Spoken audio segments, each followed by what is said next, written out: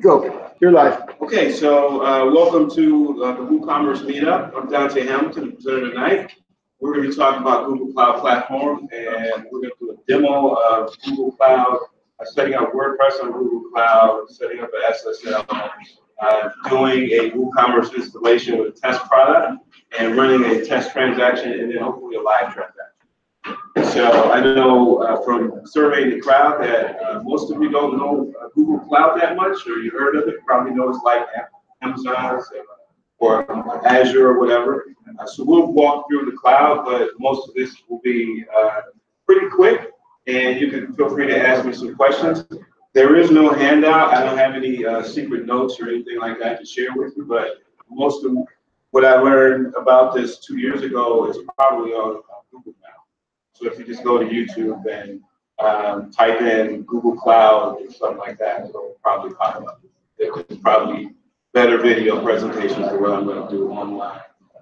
Like I said, in 2016 there was none. I had to go to Stack Overflow, learn all of that stuff from there, and then when people are there, they'll answer you, and you'll be waiting, you know, in the forum, and then 2 days later you get the answer after you figured it out. So it kind of was one of those experiences like that for me. My company is a Google Cloud Platform Services partner. So that doesn't really mean anything. It doesn't mean I'm important to Google at all. So I don't want you to get the wrong impression. But as my entry into learning about the cloud, I decided to become a partner because I moved all of my hosting over to Google Cloud from Rackspace. And I thought it was such a great deal. They have a $300 free trial, which allows you to set up free hosting on the compute engine. And you could use that up until the $300 credit expires, or the 12 months, whichever comes first. So a lot of the clients that I teach, I set them up on a free trial. I must say that most people don't trust Google. So a lot of people are like, no, I do not trust Google. I'm like, it's free. They're like, I do not trust Google. So the only way that I could get them to sign is that I said, look, all of my stuff is hosted on Google Cloud. You know, and they trust me, they don't trust Google. So I eventually wound up able to sell out.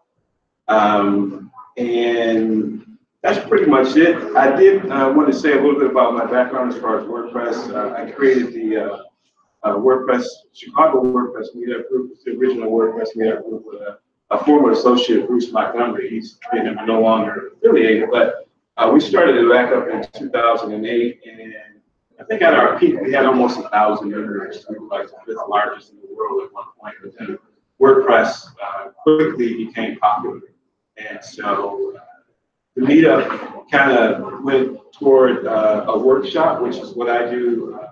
I do the one-day WP workshop. Used to be one-day WordPress workshop.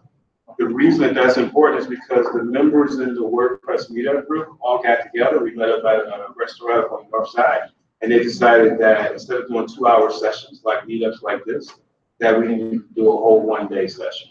So they got together. We came up with the curriculum. It was real collaborative. We did a Google Doc. That was big back then, 2009. You know, major Google Doc collaboration. And we created it, and I said, okay, guys, what are we going to do? We're going to do like a business, right, and set up a company. They said, no, Dante, we want you to run it. We don't want to do that. And so they stuck me with it, and I'm the only one left doing it now. So that's how the one-day WordPress workshop came about. All right? So any questions so far? Good? Okay. So what I want to do first is go into Google Cloud, but let me get connected online. I don't think I'm actually on the screen here.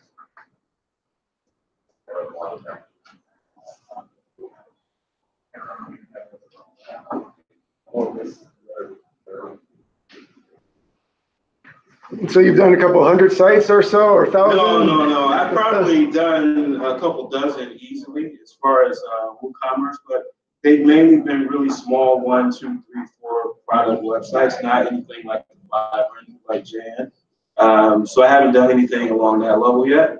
I do run WooCommerce for most of what I do, but I also run Gravity Forms. So Gravity Forms is something that I use in addition to WooCommerce, where you can just create a custom product and a landing page, and you don't have to actually check out through WooCommerce. Give me a minute here to get connected. I probably should have did that before I start running my mouth.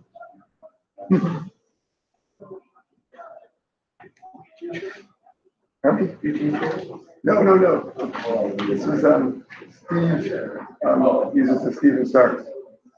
Uses this space for the Chicago Steve Stark. The Steve Stark. Yeah, that's where I know him from. It's always call him Steve Stark. And Evanston. Ken, I think there is. I think I need to switch this or something, or just cut it off. I believe, is it on or not? Did it go off on us? Yeah, I think that's what it is. Yeah. Where is it at? Yeah. Oh, it's up there. There it is. There it is.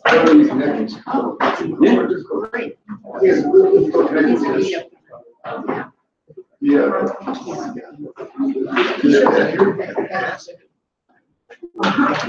I think this should be pretty straightforward. There it is. This here? Nah. No. I wish I was, man. But it looks like I'm extending out to it now. Okay. So let me mirror my screen, and then we should be good.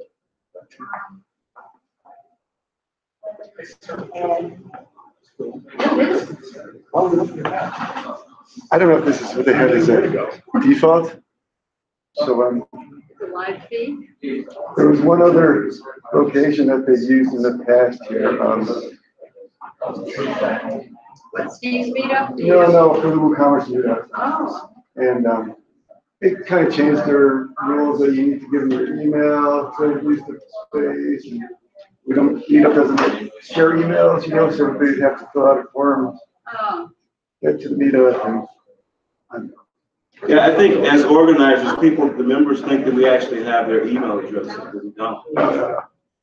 They don't give us that. Sorry, guys. This is a little tricky. Do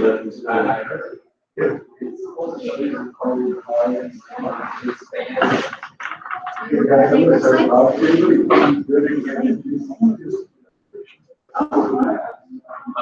have a that should connect it?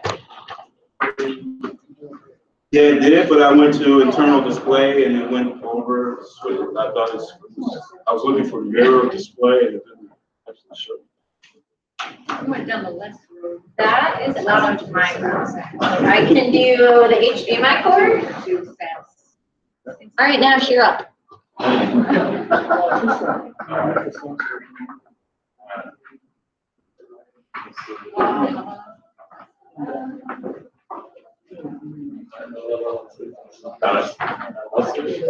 So,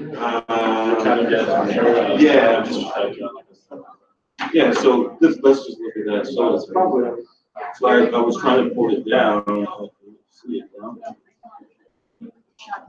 So when I push that in, then the Optima and on it just did something else.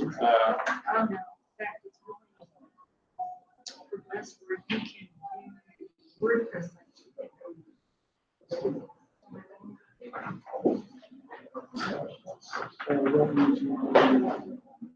I think it had HDMI 4 I on do it. because Now, is this on? some still graphic design and Photoshop. Yeah, I think it was HDMI 4 that I saw when I walked in. I don't know which. Yeah, it was one of those. It only has two. Wait, here we go. All right, so. There you go. All right. But I can't, so I wanted to mirror. There you go. And now you should be right. All right, we're ready to rock and roll. sorry for the box, you guys. Thanks, guys. All right, we're back live here, guys. All right, great. So I'm going to sign into Google Cloud. First, I'll give you a little bit about it. It's big computing infrastructure that you can lease out. Really advanced. It does BigQuery data stuff, all kinds of everything. We're just going to look at one small component of it, which is a compute engine. I'm not sure what that equivalent is for Amazon. but it's where you do hosting and you can create a virtual machine and so forth. So we're going to take a look at that. And I'm going to spin up a WordPress instance to give you an idea how that works. It's a one-click install. It's really fast. And I do encourage people to test this out. It's pretty straightforward. The only thing that's required is, I know it sounds like a sales pitch for Google, but the only thing that's required is you have to have a credit card or a bank card or some type of a payment account set up. And they don't charge you for it. They just validate who you are. And then once they authenticate you, then you're able to go in and set up a project and a dashboard like this. This is kind of like what I call the cPanel. So this is what the cPanel is. It has a lot of sophisticated looking stuff on here, but there's only two things that we're going to be looking at, and that's the cloud launcher and computing. So the cloud launcher is just like the, what is it called in the cPanel when you go to do a one-click install? I guess that's what it's called. Delicious. Sounds the coolest. One-click install. I haven't been in the cPanel in a while, but so to do that, let's just click through and I'll show you what it is to set that up. As you see, I have a free trial up here. I got $2.99 left, 343 days. So they give you a full year.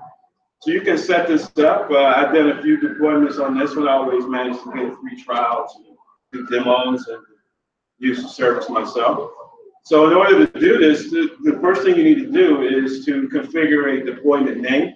And I normally name that whatever the domain name is. I'll just call it WooCommerce demo. And these are different regions right here.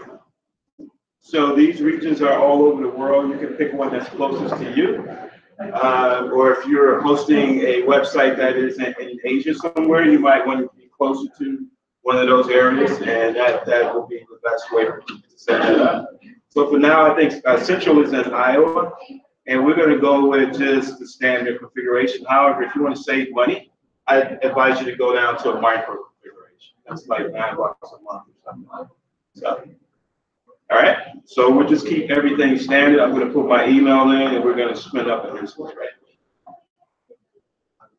Is it $9 flat or $9 max or? Yeah, it's just, if you're really just kind of getting started and you don't have a lot of traffic, it's really inexpensive. I've monitored, over about 2 years, I've monitored websites and they go up and down.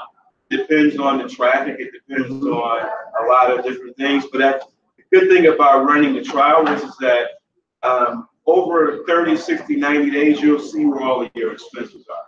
It's real detailed billing. So you can look at it and it'll be credited, deleted out of the $300 credit. So you'll be able to see a really complete detail of what your expenses are for everything. And that'll give you a good microcosm of how much it's going to be costing you over a period of time. Now, of course, if you get on the Oprah show, then it's just like Rackspace. Costs a lot of money. So if you get hit and your site blows up, then there's some additional fees that you pay, but that's typical just about anywhere you go. The one thing that I do like about these instances, these virtual machine instances, that they're just like shared hosting. So the micro and the small version is shared hosting. The one that we're setting up, which is the I guess it's a 3.75 gigabyte version. It's an actual, so it's like your own server. So there's nobody else on there but you. And it's all software, so it's like the Matrix, you spin it up, Yeah. you delete it, and it's gone. And I spent up hundreds of these before I figured out how to do this. So a lot of them. And one account, it had like over 100-something deployments. Like when I clicked this and said it was 3 deployments, that was just in one project. Yeah. So they don't really tell you what to do, you just have to figure it out. That's all you did. That's how I did first on. Yeah, Google people are just now getting, I think they're getting ready to buy my WordPress, but they were not interested in WordPress. They were not, this this is not even significant in the overall Google Cloud platform. That's all I need. Yeah, That's all great, but right. you learned this just because you did trial and error over time. Yeah, and that's my point, is that Google didn't help me. No, I understand, but Yeah. why would they throw this in there? What's the thing? I didn't know what their roadmap was. I wasn't privy to it. They're just a bunch of engineers, so they don't hit everybody. Yeah, their target audience happens to be developers. So they think people are like them. They think that there's DevOps and those type of people that are the only people that are using this. And I said, look, I'm a graphic designer. I'm not a coder. I want to learn how to set up a CDN and do load balancing and all of that. And they were like, oh, Dante, what you need to do is Google. That's what they told me. You need to Google, and there's some blogs that you can study this and figure it out. And I thought to myself, this is so crazy. Why, if you guys have YouTube, why don't you make a video?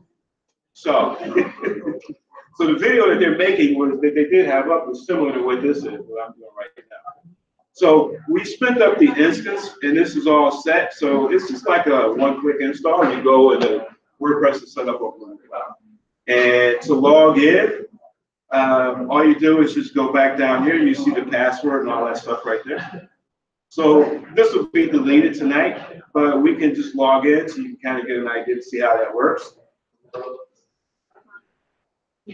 Your password obviously is admin, so it's easy for hackers to get in that site, right? But it's a typical WordPress install. It needs to be customized. There's a lot of stuff under the hood that needs to be done. And we won't get into all of that today for sake of time. So what I've done is I created an instance where I sort of configured the WordPress up to the point of having to install the SSL. So I won't take you through all of the. Does anybody use this kind of black screen SSH? You use YouTube probably. You never seen it? Right? You've seen it, right? It's like a command Yeah. line. Yeah. So that's what's necessary to configure the SSL, setting it up. So we're going to install a Let's Encrypt SSL, and it's free. So this is typically where I start at, and I go in and sudo su, and I do all the different commands and update the server software, upgrade it, and then do some other little configurations. Of course, I'm not going to get into all of that right now. But it's not intimidating, and again, this is information that you can readily find online to some degree. They will probably go really fast, like I'm doing, so you have to study it for about 6 months, like I did. I'm joking. So with a good video and going back and forth, you can probably figure it out. Not that difficult. All right, so any questions about this instance, or any questions about what this actually is right here? That we're looking at this configuration of all of this stuff. Yeah. The SSL cert that you installed, does it auto renew, or do you have to manually renew it with Let's Encrypt? Yeah, you got to manually renew it. I think you set an actual script to auto renew it. You could. But I haven't done that. All right. Yeah. So they're good for, I think, 3 months or something like that? They're good for 90 days. Oh, 90, yeah. So. And one last other question. The name server. So the name server really is IP address? There's no real name servers here, or? It is, because I use Google domains. So that's a big question, and I'm glad you brought that up, because I didn't even talk about that. The domain that I'm using right now that I'll show you is from Freenom. I'm not sure if people know what that is. Have you ever heard of it? So you can go to Freenom and get a free domain. It's I don't recommend it as a production domain. So let me log in right quick, and I'll kind of show you how that works.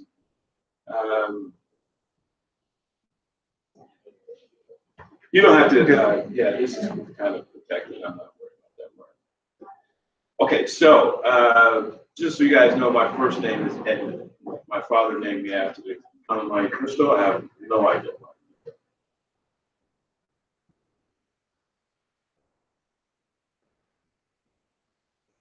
So these are some domains that I registered, and it should be coming up. There you go. So these are some demo websites that I put together. They're temporary. Most of these will probably be deleted in 2 weeks or so. And these are good for about 3 months. So today I registered a domain, WooCommerce demo or WooCommerce WP demo. One of the things that you could use this for is if you have a website that you're getting ready to launch, you really don't want people to know what it is.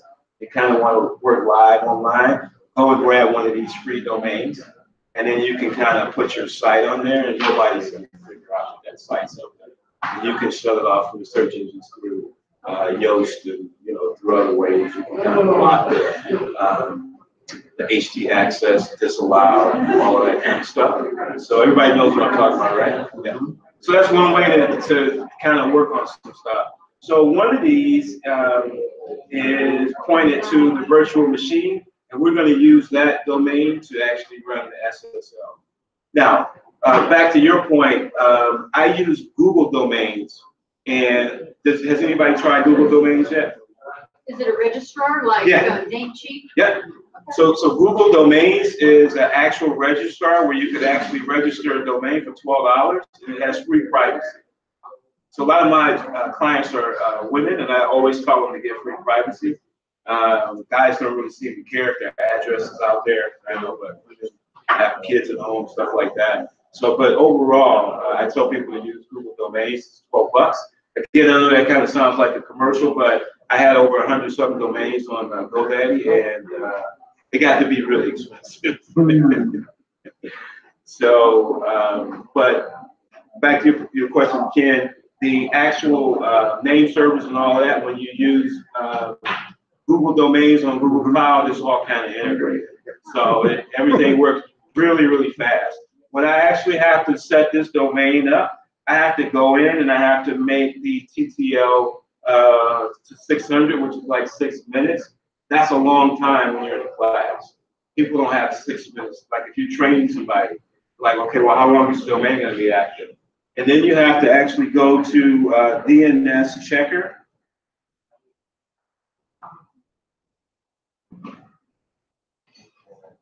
And see if that domain is propagated throughout the world. And a lot of times it's not. Sometimes if you use Freenom, it isn't. It's not actually propagated. So you kind of can monitor it from here. But I think most of the ones that I have right now are, they should be, let's grab one of them. Why does it say .tk? Because it's a kind of like a country code that I don't know what that is. This is the domain for country? Yeah. Turkey? I don't know what that actual TK stands for. To be honest with you, I really don't know. I know some people have issues with those, and some of them, there are countries that people don't necessarily have a good feeling about using that country code just for that type of thing. I've seen that online, but to me, I don't even know what they are. So, there's some political stuff, I guess, affiliated with that, but I can't really answer. So as you can see, this one is propagated nicely, which means that when we actually do the check for the SSL, it's going to go through relatively quickly. When you actually install the SSL, it's going to go out and check to see if the domain name is actually pointing to the server. So this is a nice little toolkit if you're doing this kind of stuff and you're working with people, you want to see if the domains actually work. And as I said before, it takes about 6 minutes. With Google, everything is like so instant. If you have a Google domain, you plug it in and you route the SSL to it and all that stuff.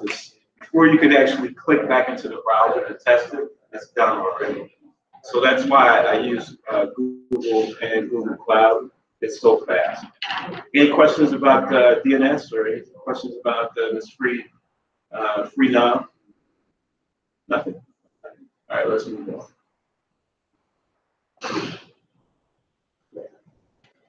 So this is the WooCommerce demo that is really, this is actually not secure, as you can see right here. And this website domain, the TK, the WooCommerce demo TK, is just pointing to the actual website. The actual website is a IP address. So I'll show you that real quick. And go back into it.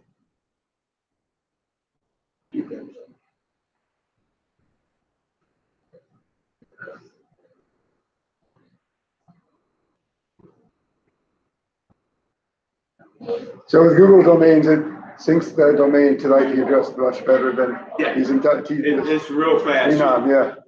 But on that note, there is, if you go into the VPN, Google has a VPN, which is, I really like it.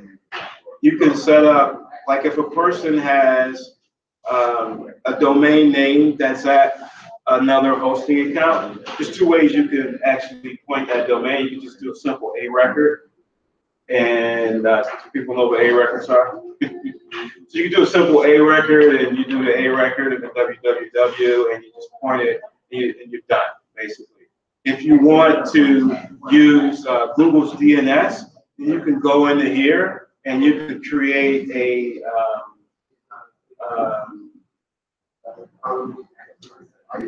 wait 1 second. You can kind of do your own network.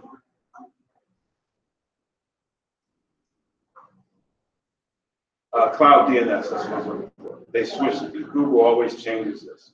So you can kind of come in here and set up your own DNS for a domain name. I've done that where, here's the problem.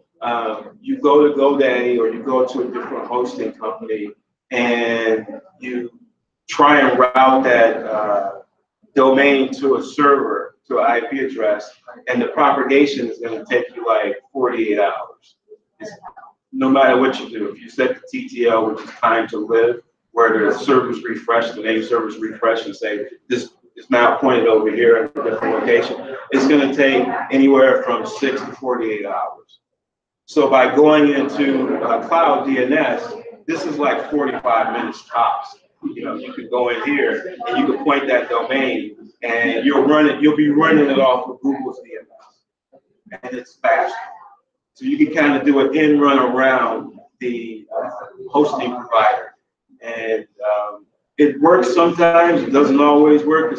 When you tell the people that you're doing that, like through a phone call, you ask questions like, "How long is the TTL?" I don't know if they switch it on you or what, but if you just don't say anything and just go do it, it works quicker. So that's not too technical. You guys know what I'm talking about, right? So that's another option that you could have to use. Let's get back to a compute engine. But by the way, TK is a Tukalo. It's like a territory of New Zealand. Oh, okay. In the South Pacific. All right. Cool. All right. So I got so many of these, and I don't remember which one. You want the second from the top, right? WooCommerce You demo. scroll it wrong. 1 to 9.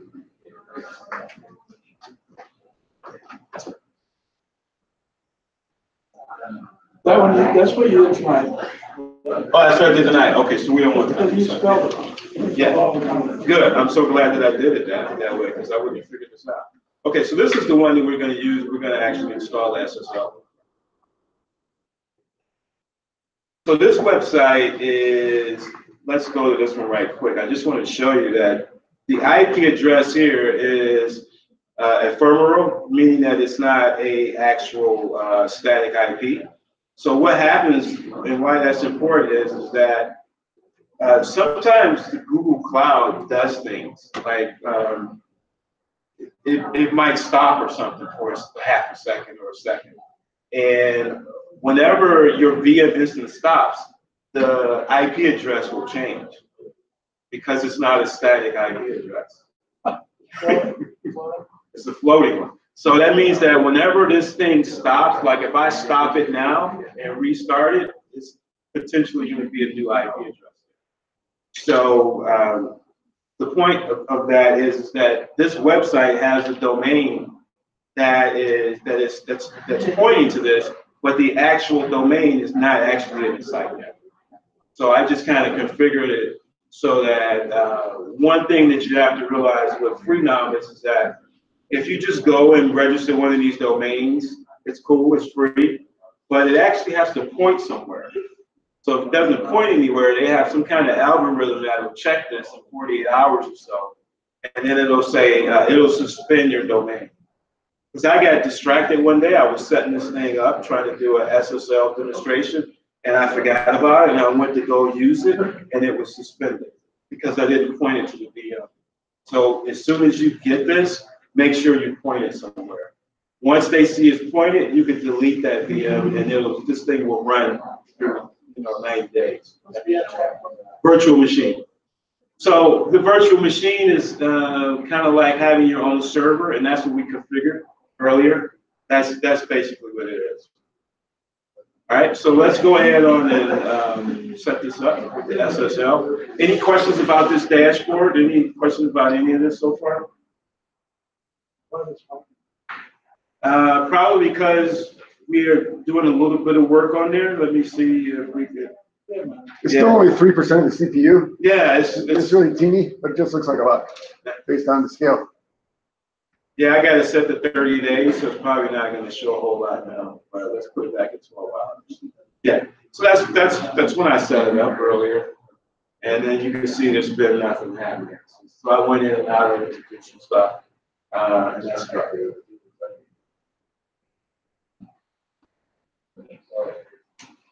So this is the SSA screen right here. I'm gonna work a little magic, and you guys can kind of do a little conversation if you could.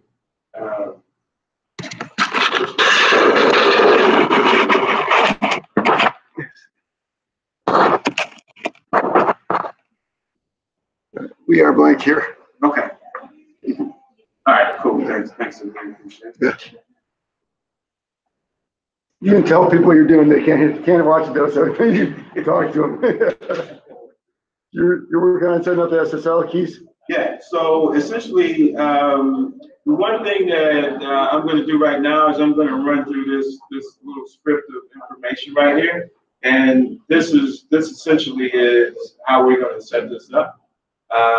As I said before, you can kind of go find this online. It's out there. But because this is my server, I kind of don't want this to be out on the internet per se, because this is just enough information for somebody to get right into where they need to go. So I prefer that people don't do that. So roughly how many WordPress instances are you doing in the cloud in the Google Cloud right now? In my main account, which is not this one, I probably have 20 of them active. And most of those are all mine. So but clients that I set up on Google Cloud probably have 1 to 3 VMs that they set up. Most of them are business owners, and they have 1 or 2 or 3 different websites that they want to run. You more or less let them go off on their own. You set them up, and they manage their own Google account and manage their own install and everything at that point. Yeah. What happens is once they get set up, I do a training class, so this is kind of like a portion of it. Yeah. But I'm doing some coaching and I'm doing some handover. So they don't know anything about Google Cloud or how to navigate the dashboard. So I take them straight into setting up the e-commerce, like what I'm getting ready to do, and then I walk them through setting up the content. Most people go backwards. They set the content up first, and they say, oh, you know what? My site's pretty. My family loves the color scheme. My wife says it's gorgeous.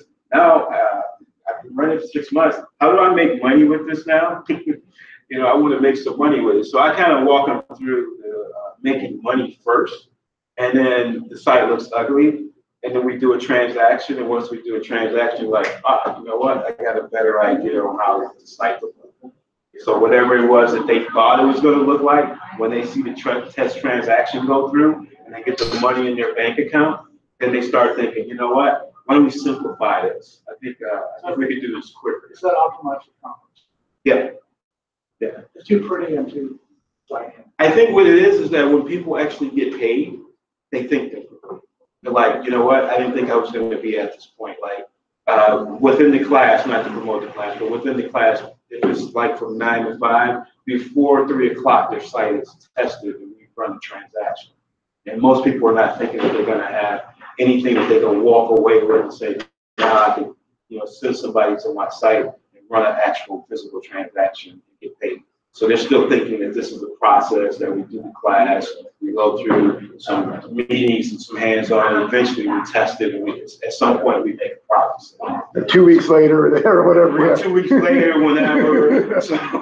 So people are in their mind are thinking that this is really not going to happen. So when it actually happens, their entire process of what they were thinking that they were going to do completely shifts, completely dramatically. So enough talking. Let me go ahead and knock this out. Actually, I'm just going to record you, okay? If you don't mind. Over there, okay? So the camera's pointing at you. Oh, okay. Yeah, that's cool. That's even better.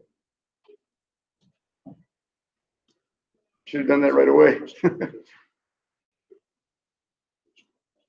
So all I'm doing is I'm going through setting up the SSL, which let me do that real fast. It'll probably take me about 3 or 4 minutes. Okay. So those 20 sites that you're managing, you're manually reinstalling the SSL once every 90 days. Right. At this point. All right. Cool. I have to remember what the name of this. So this one is WooCommerce Demo, and the other one is spelled. Yeah.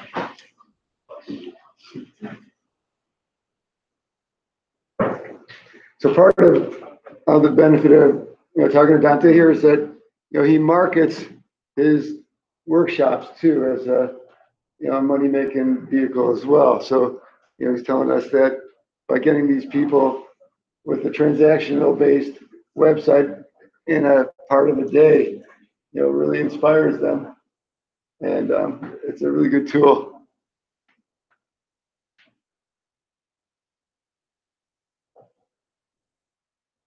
So I know most of you don't know what it is I'm doing here. I'm just answering some questions and doing some basic cut and paste stuff. A lot of this I have recalled, but I don't want to test my memory to that point.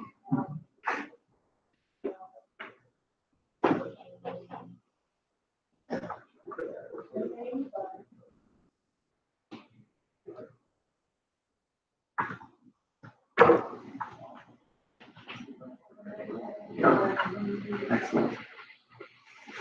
Is there anybody else here using Let's Encrypt? Let's Encrypt? SSL certs? Using them, Steve?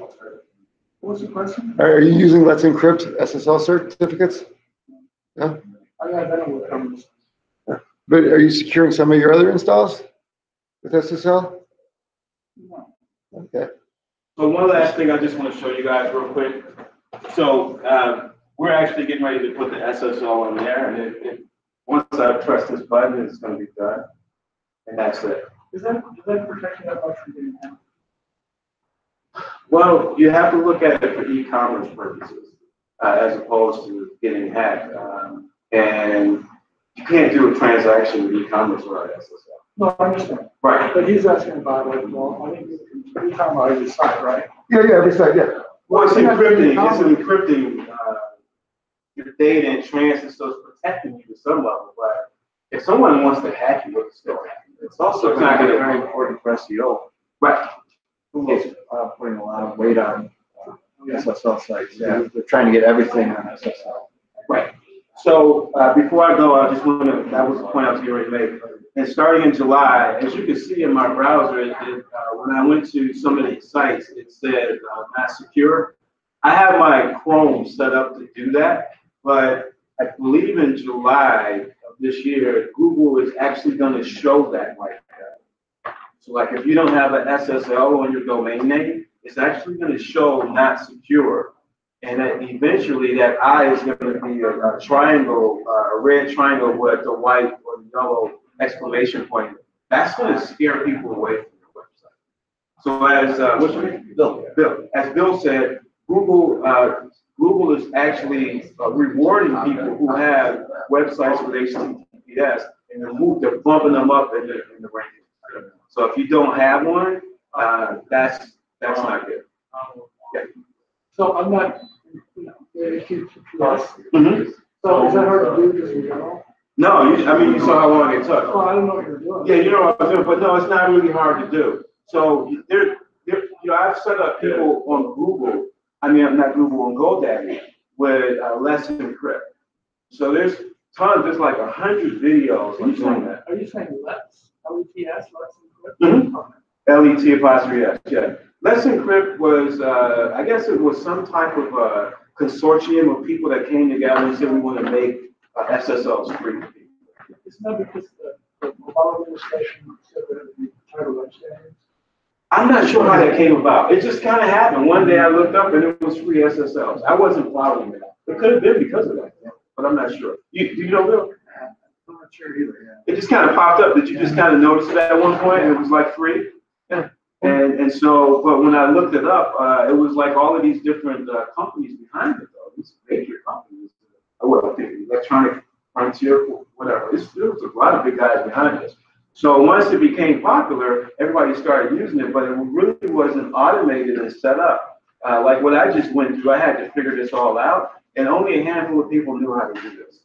So now there's videos on YouTube where you can, if you have a GoDaddy account, you can actually go in and watch these videos and go to a third-party website, get your certificate, and install it. And GoDaddy has nothing to do with it. They can't stop you. Even more simple than that, I use some hosts, I use SiteGround. Mm-hmm. Let's Encrypt is built into the cPanel. Okay. So I was going to say, maybe you go to certain. Yeah. And if you don't have it in your cPanel, you may be able to add it manually to your cPanel. And if you have it in your cPanel, it could be on an auto renew. So mine automatically renews every 3 months on the sites I have it installed on. And I was told that it's adequate for e-commerce. Yeah. So it doesn't make your site bulletproof. It just kind of slows the people down. A little bit. Also, when you're logging in to your site, your credentials are clear text all the way through to every server on the internet. Okay. Exactly. So if anybody's intercepting or watching a server, your data flow through, they can read your passwords and your login credentials. Without Let's Encrypt. Yeah, without Let's Encrypt. And just today, Let's Encrypt announced that they are offering free wildcard certs, which would protect all the subdomains within your account to that domain it's assigned to. So like if you have shop.mydomain.com, then you can get it done. You could do that before. So that was just It's perfect for e-commerce. A lot of people want shop or store dot their domain name, and so that's great. Can I come up here now? Yeah. So Ken, as I was saying, the actual, as you can see up here, the domain is not actually in the website. And so what I need to do, and hopefully I got the right site. I should have made both of these so close. Before you do a demo, you always have to test it twice, and that's kind of what I was doing. Yeah, I think this is the right one. So what I'm going to do is I'm going to dump this SSL in here, and you have to change the WordPress URL and the site URL. Oops.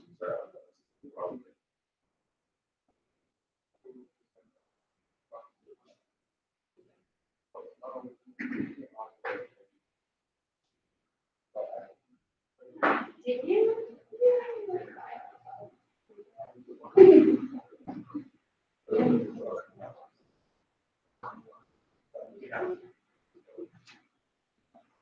This is where we cross our fingers. So it should kick me out. So it's going to say my site's not, my connection is not, it's not private, so forth, so on. But all we have to do is put in the actual domain name, and it will say that it's secure because we set the SSL up. And so now all we need to do is go in and the back way as before WordWP admin. I advise people not to actually use that, but to use like a iThings security or some other hide your backend plugin that will hide that, so that people don't just go knocking at your back door and get to your website. All right, any questions so far? So we got our website secure, as you can see, and we should be good to go to install some plugins. Mainly, we're going to do WooCommerce.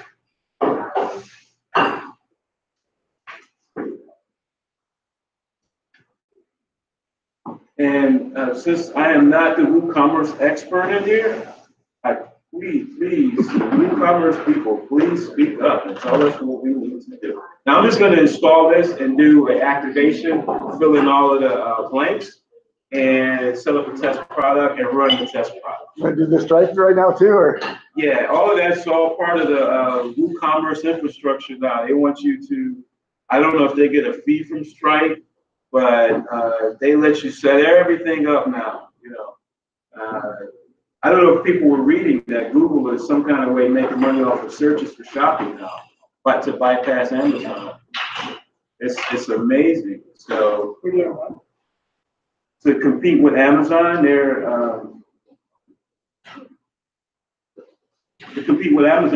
making some kind of way they make money off of search. So if someone buys your product, they pump you in the search engine some kind of way, and then you actually pay them a fee or whatever. I didn't understand what it was. It's sort of like reverse pay-per-click. You know, when you do a Google AdWords, it's like a reverse of that. So they only get paid when they sell them.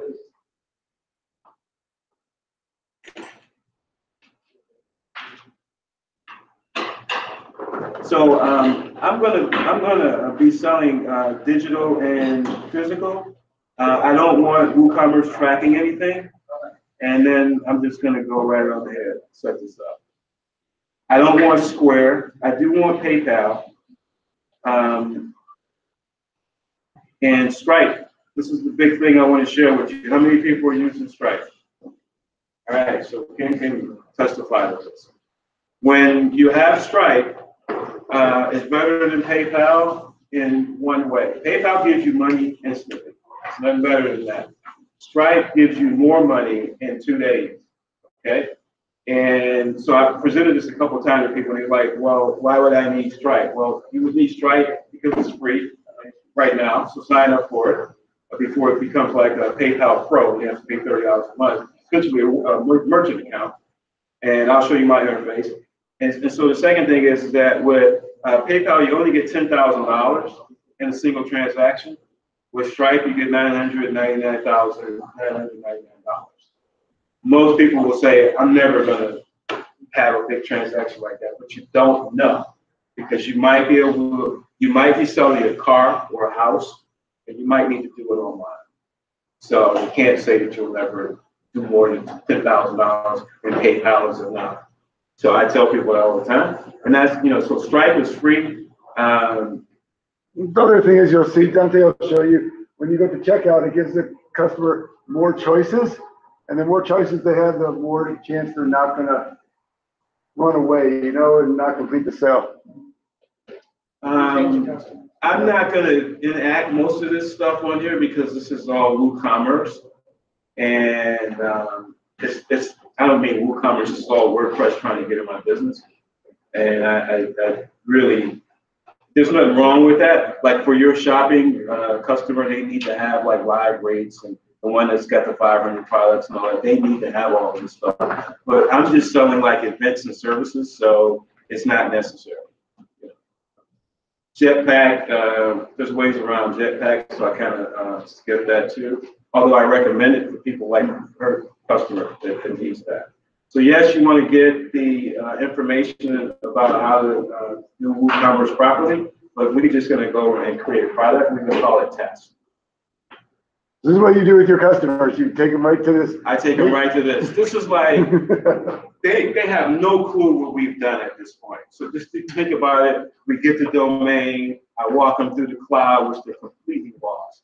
And then we get here, they're like, okay, well, what's getting ready to happen? And I show them a test, and then they get excited after that goes through. So we're just going to do, I'll tell you why I do this, because when a lot of times people don't have a Stripe account set up. And I tell them that they have to be very, very careful when they set up their Stripe account, because Stripe is going to monitor that account to see if you're going to do anything legal.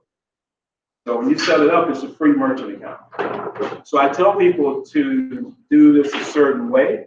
And what I do is I do a $1 test, and I set it up, and I do the $1 test. I'll buy like $500,000 worth of that product in a $1 test, and I'll run that test transaction through.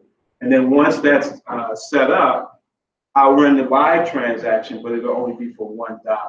So then Stripe will see that it's actually been a test transaction for a fictitious amount from me, from the same email address that I've been testing for 2 years.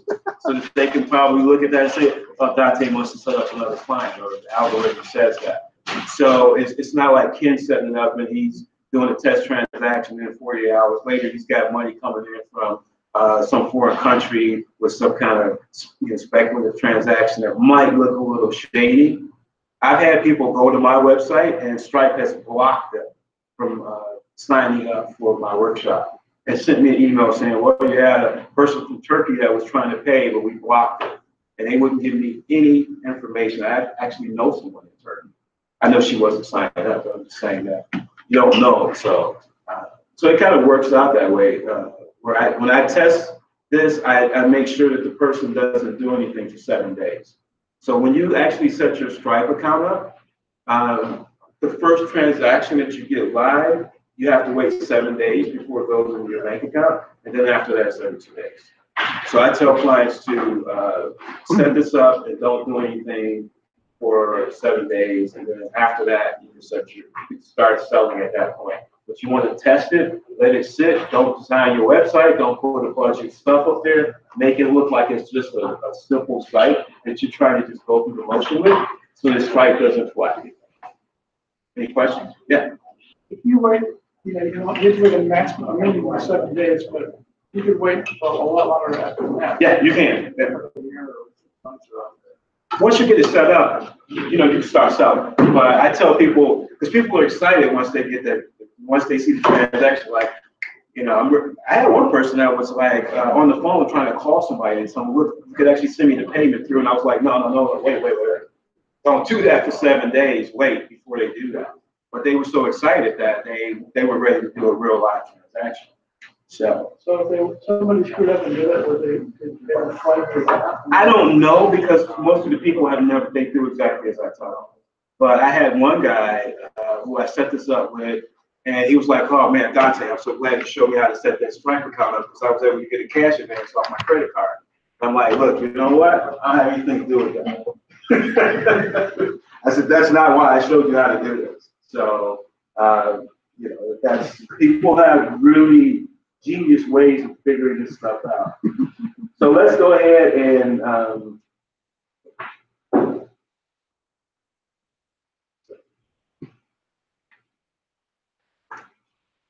oh, I know what it is. I got to go into SSH and do a little bit more here. So bear with me. Are we able to make this private?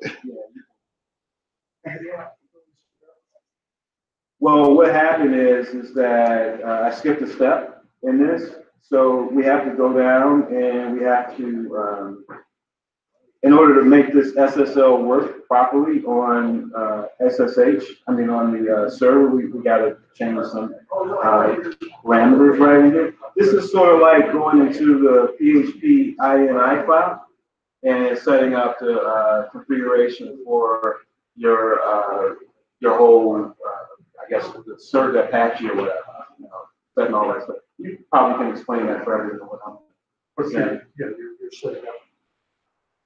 setting up a secure site in that Apache configuration for that. Right. But right, so the other one, there was another one I skipped over because I really didn't want to take you guys to that. It's a much more long one. But this one is real quick.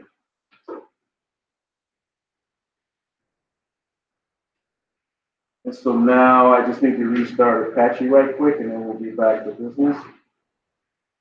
So while we're talking about certs, I use SiteGround. I noticed that when I create subdomains for testing, it automatically installs a cert for me. Oh, that's perfect. Yeah. So it's some kind of script that they run? Yeah. So the You know, new, I just set up a subdomain for, I do this with all my sites. I set up a staging subdomain where I put my sites. Right. I just got something from, SiteGround that said it's going to expire. My staging subdomain is here. Maybe I need to go in there and. That's interesting. you had it for a while or you haven't? Yeah, I've had it, yeah, Maybe, long time. Yeah, maybe they don't want them to be there permanently. I don't know. Yeah, I'll just have to, I've been lazy about checking in and going to the back end, finding out why is the subdomain is not getting, with this new rule that Yeah. subdomains will be covered, right? Yeah. So, They're installing a new cert in the subdomain, not just using the wildcard cert. Yeah, they're installing a new SSL cert for each subdomain. I have to go set that up. So they'll do it. They're doing it automatically. it Yeah, that's seems. what I thought, so It I seems. just probably have to go in. But you can always go to the Let's Encrypt Right, tool in the control panel yeah, and just check the expiration for the certs. Yeah. yeah. Are you getting a cert, a warning that the cert's going to expire? Yep. That's I think just- I think they're just giving you a warning, but it's going to auto renew. So you can go check to see that it's auto renew. Okay. Okay, thanks for Yes. clearing that Yeah. up. You'll get an alert that it's going to expire in so many days. Yeah, But if you go into your Let's Encrypt control panel, it'll Yeah. say, hey, this is set for auto renew. okay, I had one instance where it didn't, yeah. Okay. But SiteGround had to reboot the server too for it to fix it, yeah. So it was a goofy thing. so I just have a question for the experts. I always, I don't use the default setting with product up here. I change everything to shop based because I like for people to remember how to get to their online store. Like when you set this up for somebody that's new, like where's the actual store at? Like how do I get there in the website? Like what do I type in? And I tell them your domain name /shop, and then they can find it. So like where is it actually at? Where's the store at? How do I get to it? And you got to keep in mind these are people that don't know to go to WP-admin to get to the website. Well, they just don't. They've never done this before. So I've had people go into Google Cloud and call me and say, "Well, I'm logged in, but I don't see WordPress." And I'm like, "Okay, well, did you go to WP-admin?" They're like, "No, I'm in the cloud." I'm like, "Okay, you're in the wrong place." So they thought they had to log into the cloud to get into WordPress. So so people don't know how to get to their store. So they logged into their Google account and not into their website. They might log into their website because they remember just that one part. I took them through that first, and they're like, I remember what Dantés said. I got to go into Google Cloud. And I'm like, we're done with that part. You don't have to go in there anymore. I just showed it to you. So, but that's what people remember sometimes. So they don't necessarily remember how to get to their shop if it's products. And it says your domain name products, and then you can't actually see products. You have to have a product to actually see that. So it's kind of, it kind of gets really weird and sketchy. So, all right, let's run a quick test of this product that we set up. Now that I got everything, looks like it's all set up here. Awesome. You are live again. All right, great. So we'll go ahead and do a quick test.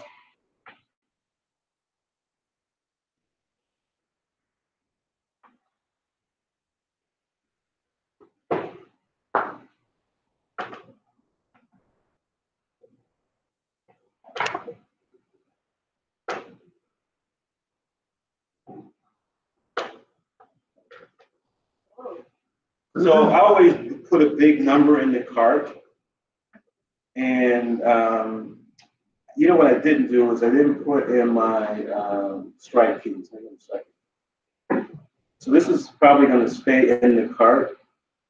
And then when we go to check out, it's just going to list PayPal. Let me put my strike keys in there right quick.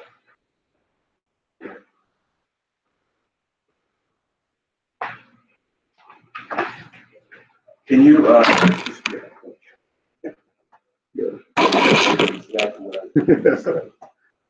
right, so these are test stripe keys, so I'm not so concerned about them, but I still don't want them. They're pretty damn similar to the regular keys though. Just like the real keys. So let's go back in to the dashboard. I'm just going to click the product. And you'll see up here, it'll say Stripe is almost ready, set your Stripe keys. So this defaults to test mode right here, which is good. And so I'm going to type in my Stripe key right there, and I'm going to type in the other one. That one.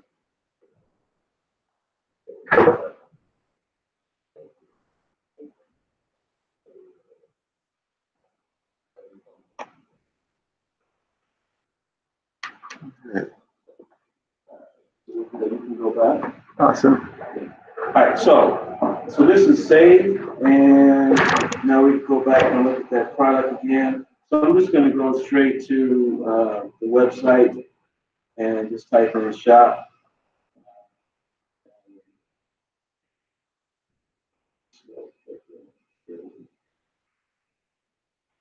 All right, so this is we should have something in the cart already. But I'm going to add one more item to the cart.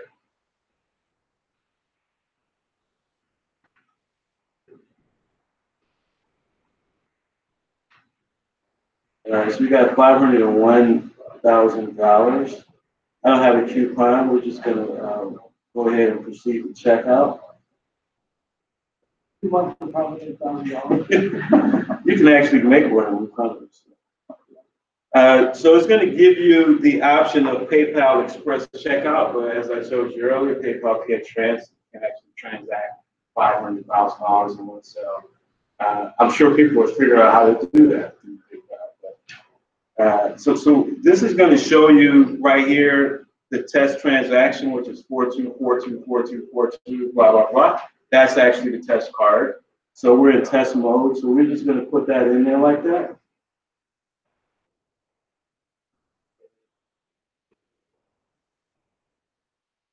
And the expiration day is just going to be 01/30. You have to put, you put spaces between those numbers? It does it automatically.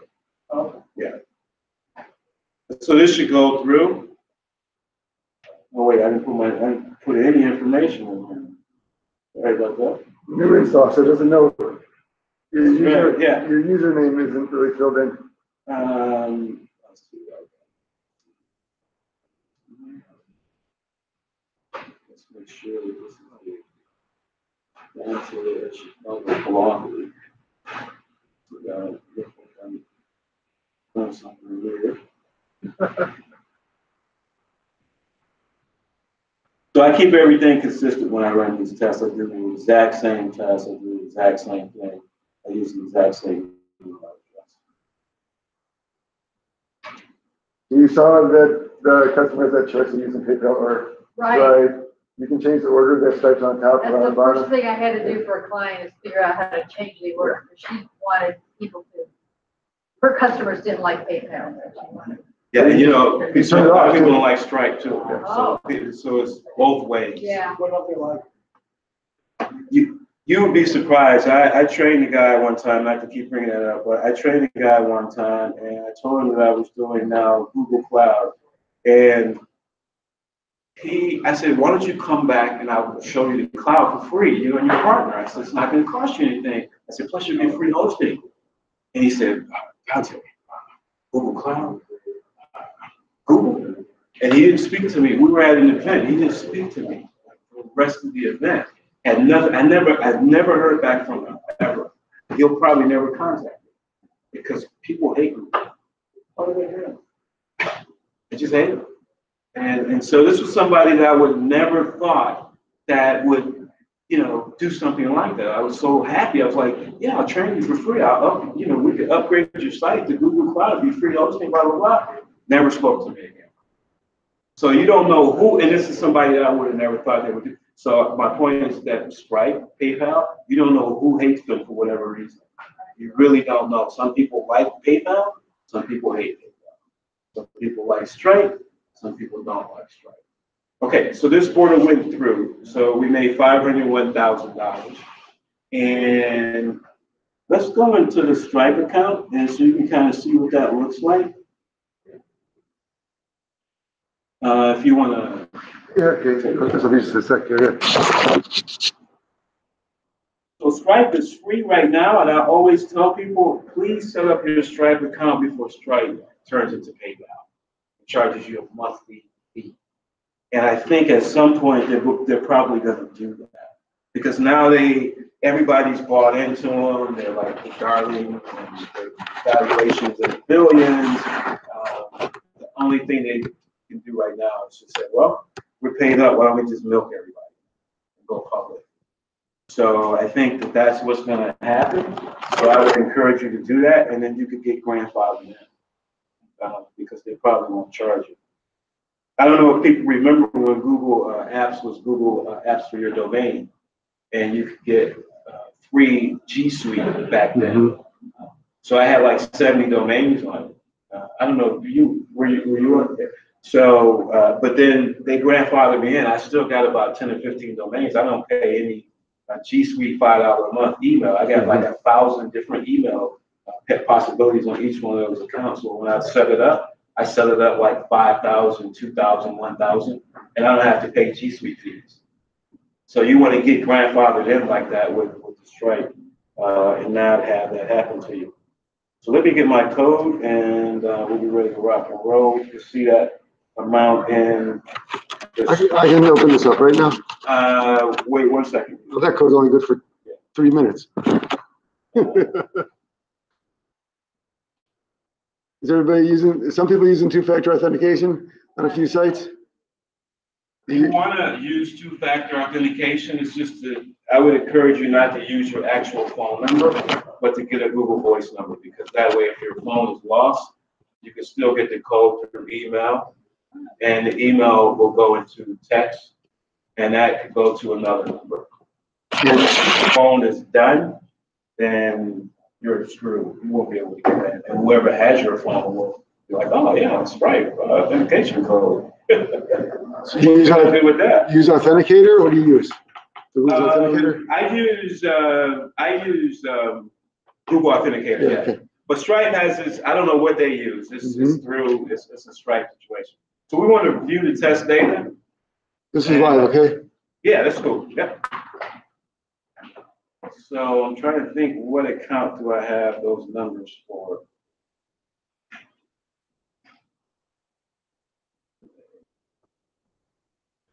Hope I'm in the right account. I have 2 different accounts.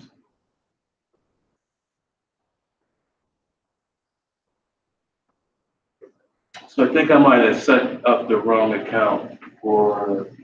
It'll just show up here as a test transaction. Yeah, but it's probably in a different account though. Sorry about that, guys. So yeah, it's not showing me. Wasn't it reflected down at the bottom there? I don't see 500,000 now. 1426. Oh, here it is. That's right. This is it. So the net volume is 488,000. After they took their 2.9%? Yeah. Yeah, that's it right there. Right. So that's your Stripe payment. So basically, Stripe automatically deducts the fictitious. It's percentage. all of them do it unless you have big. I mean, if you're doing this kind of volume every day, you can go to Stripe and say, hey, look, I want to. Oh, what I mean is, that's the function. Right? Even the test. Yeah. So all of the PayPal and Stripe is 2.9 plus 30 cents. I just tell people to whatever they do online, add up another 3.25% to your actual price, because and monitor that, because I swear I've seen PayPal actually go higher on some of my fees, and I've calculated them. I'm like, well, that's not the right fee. So but they've adjusted it though. I mean, I've seen it fluctuate. You have to look at those fees. What does it fluctuate? Well, sometimes I guess the machine, just the algorithm, just puts an extra point or two in there somewhere, and if you don't look, You won't see it. And then it'll figure out, oh, we got him for some extra, and then it'll readjust it. So you need to be looking at this, because even though it's automated, it doesn't always automate in your favor. So go ahead and Get ripped off on royalties if you're recording. Yeah, but I mean, so they fixed it though, but I'm just saying that, you know, you just want to keep your eye on this kind of stuff. If you find a problem, how do you tackle it?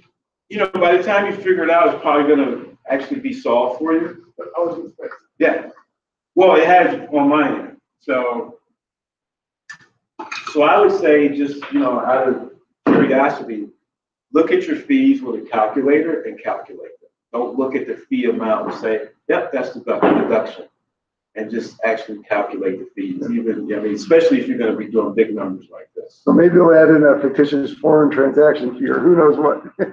Who knows what, with crypto and all this other stuff that's going on, you don't know what they can actually be added in now. so you can limit who you, just like for your WooCommerce site, you can limit what countries you want. Yeah. You don't get the Turkish. Yeah. Good point. Well, just because you're limiting what countries you can ship to and sell to, doesn't mean you're limiting where the credit card comes from. You know, because the credit card could be a foreign transaction, you know, a Canadian credit card. Right. And they, you know, that's not going to. I thought you could limit where your market was. Is it typically you limit where you sell to, ship to, or? What you're saying is they give you somebody's parents. Yeah, I'm gonna, I'll take a look. I would think that the ship to and the sell, obviously you can limit where you can ship to, right? I don't know that Yeah, you can limit where you ship to. US Yeah. and Canada.